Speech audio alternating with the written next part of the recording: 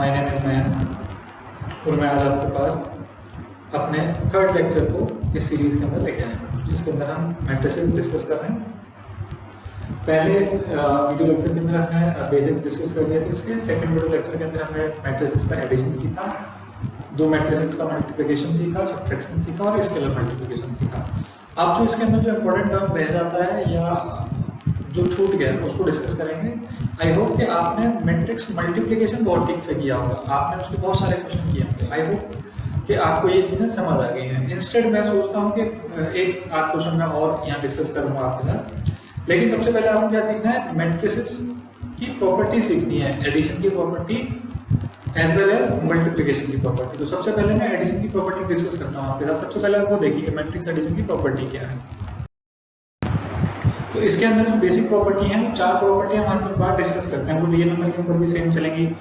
Through out आपने इसको जहाँ सीखा होगा, कई बार इससे आई गेस आप आमने सामने भी होगा कि ये चीज़ें क्या हैं। ठीक है, मैं इसको फिर से एक बार रिलेट कर देता हूँ। सबसे पहली प्रॉपर्टी है कम्यूटेटिव प्रॉपर्टी। कम्यूटेटिव प्रॉपर्टी का मतलब ये होता है कि अगर मैट्रिक्स ए को बी के साथ ऐड करोगे, जो सम आएगा वही क्या आने वाला है, बी को ए के साथ ऐड करने से। इसको रियल नंबर में समझ लो कि रियल नंबर में क्या होता है। जैसे सपोज करो आपके पास कोई रियल नंबर है, से 2 and 3, 2 and 3 आपके पास दो रियल नंबर है 2 and 3, तो आप 2 + 3 करोगे तो क्या आएगा, 2 + 3 करके 5 आता है, वही 3 + 2 करके भी 5 आता है। इसको आप क्या कहते हो, कम्यूटेटिव प्रॉपर्टी। कम्यूटेटिव प्रॉपर्टी मतलब पोजीशन इंटरचेंज करने से सम पर कोई फर्क नहीं पड़ेगा। आपने ए को बी से ऐड किया, दूसरे केस में आपने बी को ए से ऐड किया, इससे कोई फर्क नहीं पड़ता। इसका मतलब मैट्रिक्स एडिशन के अंदर कम्यूटेटिव प्रॉपर्टी होल्ड करती है। ये आप यहाँ देख सकते हो, रियल नंबर में ऐसा होता है और ये एडिशन में होता है, माइनस में नहीं होगा। आप ये सोचोगे सब्ट्रैक्शन में भी होता है, सब्ट्रैक्शन में चेक करोगे। जैसे मैं सब्ट्रैक्शन की बात कर रहा हूँ, कहीं आपको ये लगेगा कि ऐसा तो हमेशा ही होगा, मैं उसके लिए चेक करा रहा हूँ कि सब्ट्रैक्शन में ऐसा फॉलो नहीं होता। जैसे 3 - 2 करेंगे तो क्या आएगा, 3 - 2 करके 1 आता है और 2 - 3 करके क्या आता है, -1। ये दोनों वैल्यूज तो इक्वल नहीं है, 3 - 2 और 2 - 3 इक्वल तो नहीं है। इसका मतलब क्या होगा कि जो सब्ट्रैक्शन है उसके अंदर कम्यूटेटिव प्रॉपर्टी होल्ड नहीं होती रियल नंबर के केस में। सब्ट्रैक्शन में कम्यूटेटिव प्रॉपर्टी होल्ड नहीं होगी किसके केस में, रियल नंबर के केस में। लेकिन एडिशन के केस में जैसे रियल नंबर में एडिशन में तो होल्ड हो गई थी ना, क्योंकि इसकी वैल्यू भी 5 आ रही है और इसकी वैल्यू 5 आ रही है। तो यहाँ हम ये लेके चलेंगे कि a + b = b + a हमेशा आएगा, प्रोवाइडेड उसका सम पॉसिबल है। सम कब पॉसिबल होगा, जब दोनों मैट्रिक्स ए और बी का ऑर्डर सेम हो। कुछ भी हो सकता है, वो 2 × 3 रहे, 3 × 1 रहे, 7 × 5 रहे, जो भी है दोनों का ऑर्डर सेम होना चाहिए। एसोसिएटिव प्रॉपर्टी कहती है कि a + b का सम कर लो आप पहले और फिर उसको c से ऐड करो। वो किसके इक्वल आएगा, a को b + c के सम से ऐड कर दो। तो यहाँ पहले वाले दो का सम ले लिया और यहाँ बाद वाले दो का सम ले लिया। ठीक है, आप इसको बोलते हो एसोसिएटिव प्रॉपर्टी। ये रियल नंबर के एडिशन में भी होल्ड करती है। से 2 + 3 + 5 कर लो, तो 2 + 3 5 हो जाएगा, +5 करके 10 हो जाता है। 3 + 5 8 होगा और 8 में 2 ऐड करेंगे तो वो 10 आ रहा होगा। तो इसका मतलब क्या हो गया, एसोसिएटिव प्रॉपर्टी रियल नंबर के अंदर भी होल्ड होती है। ये हमने कई जगह सीखा, मे भी हो सकता है क्योंकि शायद जो मेरे से नहीं पढ़े उनको ये पहली बार महसूस होगा कि हम कुछ नया सीख रहे हैं। नहीं, 11th क्लास के अंदर ये कई बार डिस्कस किया गया है, जूनियर क्लास में भी था।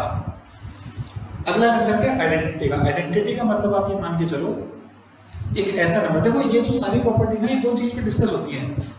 एक तो ऑपरेशन, क्या ऑपरेशन लगा रहे हो, और सेट ऑफ नंबर्स। अब हमारे केस में ऑपरेशन क्या है, एडिशन, और सेट ऑफ नंबर्स हमारे केस में था मैट्रिसेस।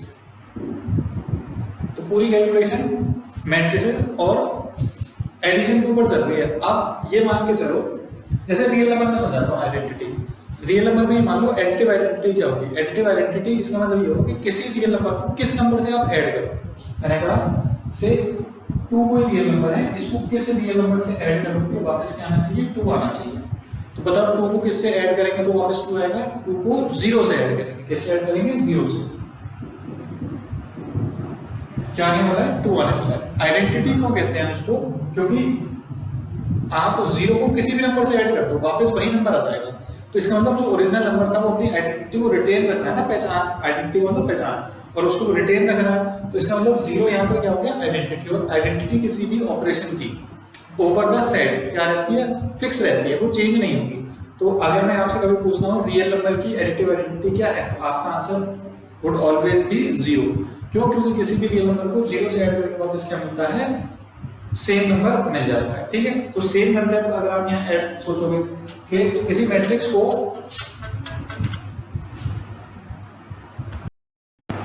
तो सिमिलर फैशन में हम क्या करेंगे कि ए को हम किस मैट्रिक्स से ऐड करके वापस आपको ए मैट्रिक्स मिल जाए, जो मैंने यहाँ लिखा ए को किस मैट्रिक्स से ऐड करोगे वापस ए मैट्रिक्स मिल जाए। तो ये जो 0 लिखा दिख रहा है आपको, ये 0 नहीं है, this is null matrix. Null matrix का मतलब जिसके सारे एलिमेंट कैसे होंगे, 0 होंगे।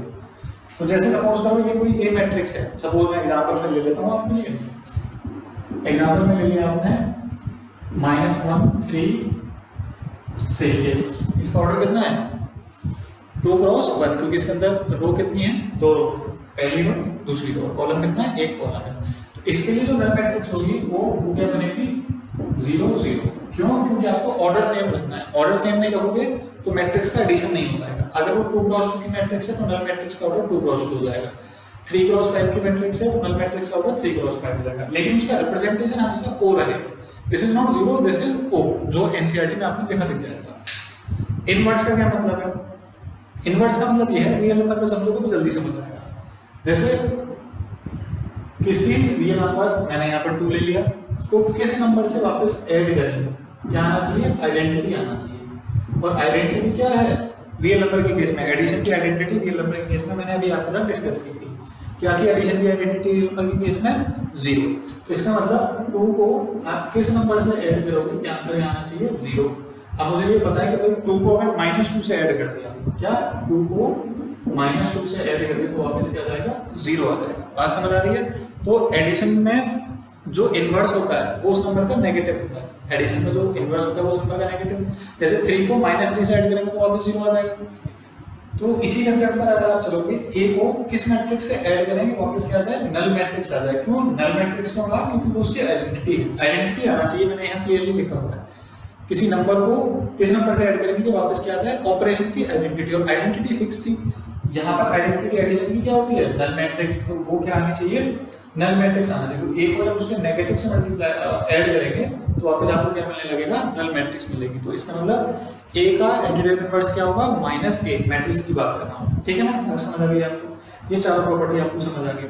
अब इसी को रिलेट करते हैं मल्टीप्लिकेशन की प्रॉपर्टी से। मल्टीप्लिकेशन के अंदर क्या है उसको समझो, क्योंकि ये मिलता जुलता ही है उससे, है ना।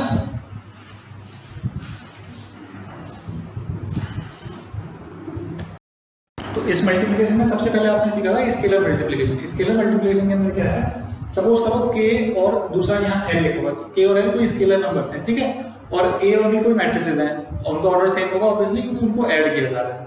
तो यहाँ लिखा गया k times a plus b, दो मैट्रिक्स का सम करना है और उसको k से मल्टीप्लाई करना है। वो किसके इक्वल होगा, इंडिविजुअल मैट्रिक्स को k से मल्टीप्लाई करो, a को दूसरे वाले मैट्रिक्स को k से मल्टीप्लाई करो और दोनों को ऐड कर दो, वो भी आंसर सेम आएगा। तो एक तरीके से आप ये मान लेना कि जो स्केलर मल्टीप्लिकेशन है वो डिस्ट्रीब्यूट हो गया। क्या हुआ, k a हो गया प्लस k b हो गया। सेम चीज जब स्केलर का सम करके उसको मैट्रिक्स से मल्टीप्लाई करेंगे, वो सेम चीज वहां कैरी फॉरवर्ड हो जाएगी। मतलब पहला k a बन जाएगा, फिर दूसरा l a बन जाएगा। तो यहाँ पर मैट्रिसेस डिस्ट्रीब्यूट हो रही है, यहाँ स्केलर नंबर डिस्ट्रीब्यूट हो रहा है किसके ऊपर, मैट्रिसेस के ऊपर। तो आप इस बेसिक कंसेप्ट को समझ लो, ठीक है। अब इसको लेके चलते हैं, ये स्केलर मल्टीप्लिकेशन समझ आ गया। ये प्रॉपर्टी आपको एनसीईआरटी में मार्क करनी है। पेपर में एक बहुत बेसिक सा क्वेश्चन आ जाएगा कि आपसे पूछ जाएगा मल्टीप्लिकेशन से एडिटिव आइडेंटिटी क्या होती है किसी मैट्रिक्स की, तो आपको वहां से लिखना है नल मैट्रिक्स। आपसे पूछा गया किसी मैट्रिक्स A के लिए उसका एडिटिव इनवर्स क्या होगा, तो वहां पर आपको वहां से लिखना है -a। 1 मार्क के क्वेश्चन 20 क्वेश्चन आते हैं, तो वहां ये बहुत इंपॉर्टेंट हो जाते हैं आपके लिए, ठीक है ना। इसलिए इन कंसेप्ट को बहुत बेसिकली मैं बहुत डिटेल में डिस्कस कर रहा हूँ, अदरवाइज बच्चे इसको खुद से पढ़ लेते हैं, कुछ बच्चे नहीं पढ़ पाते, तो मैं इसलिए इसको यहाँ क्लास के अंदर लेके आया हूँ, ठीक है। अगला डिस्कशन करते हैं मैट्रिक्स मल्टीप्लिकेशन के ऊपर। चलिए अब यहाँ डिस्कशन में किसका करना है, मल्टीप्लिकेशन का, मैट्रिक्स को मल्टीप्लिकेशन का।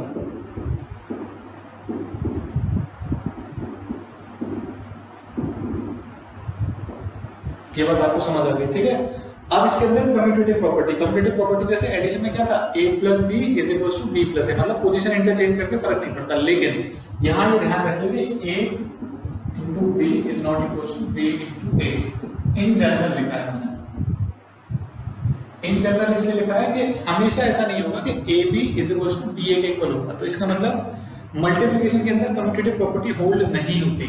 दो रीजन है इसके लिए। एक तो ये डिफाइन, क्योंकि मैट्रिक्स मल्टीप्लिकेशन की कंडीशन थी कि पहले वाले का कॉलम दूसरे वाले के रो के इक्वल होनी चाहिए।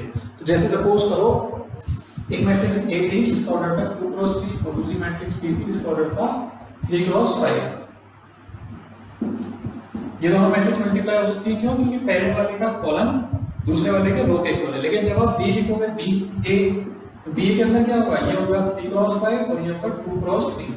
तो ये तो मल्टीप्लाई नहीं हो सकती क्योंकि यहाँ पर 5 और 2 इक्वल नहीं है।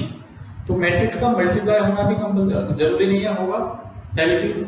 और अगर मैट्रिक्स मल्टीप्लाई हो भी रही है, मतलब कुछ इस तरीके का ऑर्डर दिया गया कि मैट्रिक्स मल्टीप्लाई हो गई, तो भी आंसर इक्वल आएंगे इस बात की कोई गारंटी नहीं है। तो मैट्रिक्स मल्टीप्लिकेशन के अंदर कम्यूटेटिव प्रॉपर्टी होल्ड नहीं करती। किसी किसी केसेस में आपको मिल जाएगा, लेकिन हम किसी प्रॉपर्टी को होल्ड करना तब कहते हैं जब वो थ्रू आउट एग्जिस्ट करती है, लेकिन वो थ्रू आउट एंटरटेन नहीं करेगी। इसका मतलब हम ये कहेंगे इन जनरल कि मैट्रिक्स मल्टीप्लिकेशन कम्यूटेटिव नहीं होता। तो आप हमेशा ये मान के चलोगे मैट्रिक्स मल्टीप्लिकेशन कम्यूटेटिव नहीं है। एसोसिएटिव मैथ्स होती है इसके अंदर। एसोसिएटिव मैथ्स का मतलब ये हुआ कि if you can multiply 3 matrix A B C, उनको मल्टीप्लाई कर रहे हो तो ए बी सी इसके इक्वल होगा ए बी सी। पहले तो मल्टीप्लिकेशन थर्ड से इफ पॉसिबल, मैंने यहाँ कंडीशन के लिए इफ पॉसिबल, अगर तीनों को मल्टीप्लाई करना पॉसिबल है तो इसके अंदर क्या कहानी बनेगी? ए बी इंटू सी किसके इक्वल होगा? ए टाइम्स बी सी। ठीक है, ये बात समझ आ गई आपको? यहाँ तक समझ लिया आपने? ठीक है। अगला कंसेप्ट है आइडेंटिटी का। आइडेंटिटी क्या थी? आइडेंटिटी उसी तरीके से समझो कि किसी नंबर को अनदर नंबर से, इस केस में आपको क्या करना है? ऐड नहीं करना, इस केस में मल्टीप्लाई करना है। तो आप सबसे पहले रियल नंबर में सोचो। रियल नंबर किसी नंबर से 2 को किस नंबर से मल्टीप्लाई करोगे? वापस क्या आना चाहिए? 2 आना चाहिए। रियल नंबर में दो चीजें देखनी है ना हमने। मैंने कहा था जब भी ये चीजें डिफाइन होती है तो क्या डिस्कशन होता है? एक ऑपरेशन और एक नंबर। नंबर का मतलब सेट ऑफ नंबर, किस पर काम कर रहे हैं। तो हम यहाँ काम कर रहे हैं रियल नंबर पर, और ऑपरेशन इस बार है आपका मल्टीप्लिकेशन। जैसे पिछली बार एडिशन पर काम किया था आपने, इस बार आप मल्टीप्लिकेशन पर काम कर रहे हो, रियल नंबर के ऊपर काम कर रहे हो। तो रियल नंबर में किसी रियल नंबर को किस नंबर से मल्टीप्लाई करोगे? वापस क्या आ जाता है? वही नंबर आ जाएगा। तो वो क्या बनेगा? 2 को 1 से मल्टीप्लाई करेंगे। क्या करेंगे? 2 को 1 से मल्टीप्लाई करेंगे। 2 को 1 से मल्टीप्लाई करके क्या होता है? वापस 2 आ जाता है। तो इसका मतलब उसने अपनी आइडेंटिटी को रिटेन रखा। तो इस केस में 1 is the multiplicative identity. Multiplicative identity, ये बात आपको समझ आ गई कि आइडेंटिटी हमेशा फ्लोर फिक्स रहेगी। तो सेम पैटर्न में मैट्रिक्स मल्टीप्लिकेशन की आइडेंटिटी क्या होती है? मैट्रिक्स मल्टीप्लिकेशन की आइडेंटिटी होती है, और ये याद रखना स्क्वायर मैट्रिक्स के अंदर ही होता है। ये किसके अंदर होगा? स्क्वायर मैट्रिक्स के अंदर। जैसे ए कोई स्क्वायर मैट्रिक्स है, उसको आइडेंटिटी मैट्रिक्स से मल्टीप्लाई करेंगे, वही आइडेंटिटी मैट्रिक्स को ए से मल्टीप्लाई करने पर क्या देगा? ए देगा। किसके लिए बोला मैंने? स्क्वायर मैट्रिक्स के लिए। ए स्क्वायर मैट्रिक्स होना जरूरी है, कंपल्सरी। क्यों? क्योंकि आइडेंटिटी मैट्रिक्स की जब डेफिनेशन बताई गई थी तो वहां पर क्या बताया गया था? A square matrix whose diagonal entries would be 1 और नॉन डायगोनल एंट्रीज 0 होनी थी। तो अब स्क्वायर मैट्रिक्स होना कंपल्सन हो गया। अब स्क्वायर मैट्रिक्स है तभी आप क्या करोगे? हम किसी स्क्वायर मैट्रिक्स ए के लिए बात कर रहे होंगे आइडेंटिटी की। Identity matrix according to order of this matrix A का क्या ऑर्डर है? वो 2 क्रॉस 2 हो सकता है, 1 क्रॉस 1 हो सकता है, 3 क्रॉस 3, 4 क्रॉस 4। स्क्वायर मैट्रिक्स का मतलब ये है। ठीक है, तो आइडेंटिटी मैट्रिक्स ये हो गई। तो किसी मैट्रिक्स को अगर आइडेंटिटी से मल्टीप्लाई करते हैं तो वापस क्या आ रहा होगा? ए आ रहा होगा। इनवर्स का डिस्कशन हम बाद में करेंगे कि इनवर्स कैसे निकलेगा किसी मैट्रिक्स का और कब एग्जिस्ट करेगा वो। ठीक है, लॉजिक उसका वही है। एक अलग जो कंसेप्ट है इसके अंदर वो डिस्ट्रीब्यूटिविटी है, वो और समझ लो कि क्या है। डिस्ट्रीब्यूटिवनेस का मतलब ये होता है डिस्ट्रीब्यूटिव प्रॉपर्टी। डिस्ट्रीब्यूटिव प्रॉपर्टी, अब ये इस तरीके का कुछ कंसेप्ट है। जैसे सपोज करो कि हम क्या करेंगे,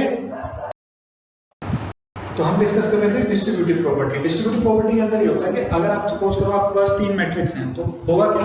अगर आप कैसे लिखते हो? a times b plus c, और ये मैंने कहा था जब मल्टीप्लिकेशन पॉसिबल है। ऐसा नहीं है हर केस में होगा, नहीं। अगर मल्टीप्लिकेशन पॉसिबल है मतलब b प्लस c का ऑर्डर सेम होना चाहिए, क्योंकि उसको ऐड तभी कर सकते हो जब b और c का ऑर्डर सेम होगा। और b और c को जो ऐड करने को जो मैट्रिक्स बनेगी उसका ऑर्डर इस तरीके से कंसाइड हो जाए, पहले a की जो कॉलम होंगे वो इसके सम के रो के इक्वल होंगे, तो क्या होगा, ये तीनों ये मैट्रिक्स मल्टीप्लाई हो जाएंगे, तो उस केस में ये किसको होल्ड करेगा, ए बी प्लस ए सी।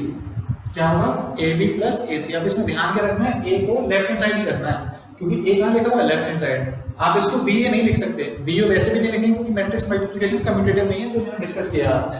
आप कभी भी ए बी को बी ए नहीं लिख सकते, एडिशन में हो सकता है वो काम, यहाँ नहीं होगा, ठीक है, ये बात समझ आ गई। अगर इसको इस तरीके से लिखें, ए प्लस बी टाइम्स सी, ये क्या लिखा जाएगा, ए सी प्लस बी सी। अब आपको ये बात समझ आ गई है कि भाई यहाँ ये सी राइट हैंड साइड पर था, तो फिर ये इसको हर बार आपको राइट हैंड साइड पर रखना है, प्रोवाइडेड मल्टीप्लिकेशन इज पॉसिबल। अगर ऐसा है तभी आप ये काम कर रहे हो, ठीक है। तो हमने आपको एडिशन की प्रॉपर्टी समझा दी, 4 प्रॉपर्टी थी, कम्यूटेटिवनेस, एसोसिएटिवनेस, आइडेंटिटी और इनवर्स। फिर हमने स्केलर मल्टीप्लिकेशन की प्रॉपर्टी समझा दी आपको। फिर हमने मैट्रिक्स मल्टीप्लिकेशन की प्रॉपर्टी समझा दी, जिसके अंदर एसोसिएटिवनेस होल्ड होती है, आइडेंटिटी का डिस्कशन हो गया, कम्यूटेटिव प्रॉपर्टी होल्ड नहीं होगी, इनवर्स का डिस्कशन हम बाद में करेंगे। इसी के साथ डिस्ट्रीब्यूटिव प्रॉपर्टी मैट्रिक्स मल्टीप्लिकेशन के अंदर, यहाँ मल्टीप्लिकेशन एडिशन पर डिस्ट्रीब्यूट हो रहा है, क्या रीड करेंगे, मल्टीप्लिकेशन एडिशन पर डिस्ट्रीब्यूट हो रहा है, ठीक है। यहाँ तक की बात समझ आ गई। कुछ एक आध क्वेश्चन कर लेते हैं तो आप ज्यादा और कंफर्टेबल हो जाओगे टॉपिक के साथ, ठीक है। चलिए देखिए क्वेश्चन देखिए एक्सरसाइज के, आपके एक्सरसाइज के क्वेश्चन नंबर 3 एक्सरसाइज है 3.2। क्वेश्चन नंबर 3 का 6 पार्ट डिस्कस कर रहा हूँ। आपको बोला गया कि भाई मैट्रिक्स को मल्टीप्लाई करके दिखाओ, पहले ये चेक करना है कि मल्टीप्लाई हो भी रहा है या नहीं। तो इस मैट्रिक्स का ऑर्डर क्या है, 2 क्रॉस 3, भाई 2 रोज हैं इसके अंदर, 3 कॉलम है, ठीक है। अब यहाँ रोज चेक करो कितनी है, 1 2 3, और कॉलम कितने हैं, 2, तो इसका ऑर्डर कितना है, 3 रोज 2, 3 रोज 2 कॉलम। चेक करो इसका कॉलम इसके रो के इक्वल आ रहा है, तो इसका मतलब मैट्रिक्स मल्टीप्लिकेशन पॉसिबल है, ठीक है। दूसरा क्या करेंगे, अगर मल्टीप्लिकेशन पॉसिबल है तो फिर z का फॉर्मेशन करना है। z का फॉर्मेशन क्या था, रो को कॉलम से मल्टीप्लाई करके रो में लिखेंगे। तो काम करते हैं, पहले रो को पहले कॉलम से मल्टीप्लाई करके और रो में लिख देंगे। 3 × 2 6 प्लस -1 × -1 -1, यानी इसको इससे मल्टीप्लाई करके लिखना। उस पहली वीडियो के अंदर जो इससे पिछली वीडियो में वैसे नहीं करना था आपको, क्योंकि हम कर चुके हैं, आपने प्रैक्टिस कर ली होगी। प्लस 3 × 3 9, ठीक है। अब इसी रो को दूसरे कॉलम से, मतलब ये मान के चलिए हम पहली रो पर तब तक काम करेंगे जब तक सारे कॉलम एग्जॉस्ट नहीं हो जाते। जैसे पहली रो से पहला कॉलम एग्जॉस्ट हो गया, अब पहली रो से दूसरा कॉलम एग्जॉस्ट करना है, तो फिर इसी रो में लिखा जाएगा आगे। तो ये हो गया 3 × 3 3 × -3 -9, भाई 3 को -3 से मल्टीप्लाई करेंगे, -1 को 0 से मल्टीप्लाई करेंगे 0, 3 को 1 से मल्टीप्लाई करेंगे 3, ठीक है। पहली रो कंप्लीट हो गई। अब दूसरी रो पर काम करते हैं, इस पूरी रो को इस पूरे कॉलम से मल्टीप्लाई करना है। -1 × 2 -2, 0 × 1 0, 2 × 3 6। सेम इस पूरी रो को दूसरे वाले कॉलम से मल्टीप्लाई करना, तो ये हो जाएगा -1 × -3 3 प्लस 0 × 0 0 प्लस 2 × 1 2, ठीक है। अब इसको ऐड कर देते हैं, 9 और 6 15 -1 14, -9 + 3 -6, -2 + 6 4, 3 + 2 5। This would be the final answer. Multiplication बहुत जरूरी है सीखना, मल्टीप्लिकेशन नहीं आएगा तो बात समझ नहीं आएगी, ठीक है। This is question number 3 of your exercise, ठीक है।